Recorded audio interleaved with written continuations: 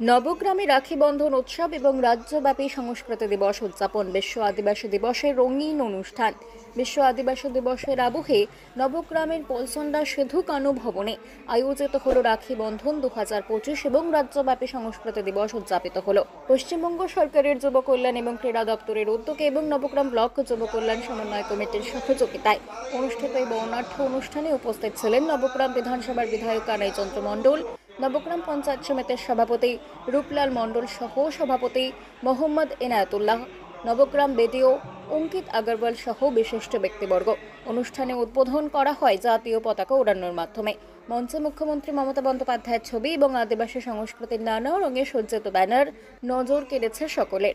নৃত্য, সঙ্গীত, সংস্কৃতি সংরক্ষণ এবং খেলাধুলার মাধ্যমে আদিবাসী সম্প্রদায়ের ঐতিহ্য তুলে ধরার বার্তা পৌঁছে দেওয়া হয়। আয়োজকরা জানিয়েছেন, রাজ্যের বিভিন্ন প্রান্তে এই দিনটি পালন করা হচ্ছে আদিবাসী সমাজের গৌরব এবং ঐতিহ্যকে স্মরণে রেখে। নৃত্যশিল্পীদের মনোমুগ্ধকর পরিবেশনা এবং সাংস্কৃতিক অনুষ্ঠান দর্শকদের মুগ্ধ করেছে। আমাদের তো নতুন করে আবার সেই 1905 সাল ফিরিয়ে আনতে হচ্ছে। একটা সময় দাঁড়িয়ে ব্রিটিশকে তাড়াবার জন্য রাখি বাঁধতে হয়েছিল রবীন্দ্রনাথ ঠাকুরকে। বিশ্বকবিকে রাখি বেঁধে আমার যে জাতি দাঙ্গা বাঁধিয়ে, জাতি বিভেদ বাঁধিয়ে, হিন্দু মুসলিম করে আমাদের দেশকে বিভাজনের রাজনীতি তৈরি করেছিল ব্রিটিশ। আর তার বিরুদ্ধে রুখে দাঁড়াতে হয়েছিল বিশ্বকবি রবীন্দ্রনাথ ঠাকুরকে রাখি বেঁধে 1905 সালে। তাকে আজকের দিনে রাখি বেঁধে সেই মেলবন্ধন, ভ্রাতৃত্ববোধ, আমাদের সাম্প্রদায়িক সম্প্রীতি রক্ষা করতে হয়েছিল বিশ্বকবি রবীন্দ্রনাথ ঠাকুরকে।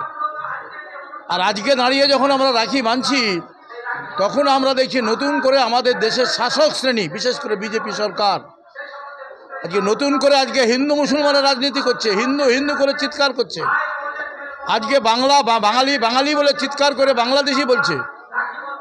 এই যে নতুন আক্রমণ, কখনো এনআরসি, কখনো এমপিআর, কখনো ওয়াকফ আইন, কখনো আজকে ভোটার লিস্ট সংযোজনের নামে, ইন্টেনসিভ করার নামে যেভাবে নাম বাদ দেওয়ার চেষ্টা করছে, রোহিঙ্গা বলে, মুসলিম বলে, তো নতুন করে আমাদের আবার হচ্ছে যে লড়াই শুরু করতে হবে। রাখি বাঁধতে হলো আজকে আমাদের আজকে এই প্রতিজ্ঞা নিয়ে যে ভারতবর্ষ ঐক্য ছিল, ভারতবর্ষ থাকবে, ভারতবর্ষের অখণ্ডতা থাকবে, ভারতবর্ষের সংবিধান থাকবে, ভারতবর্ষের হিন্দু, মুসলিম, জৈন, খ্রিস্টান, শিখ, ঈসাই সমস্ত ধর্মের মানুষ সমান অধিকার নিয়ে মাথা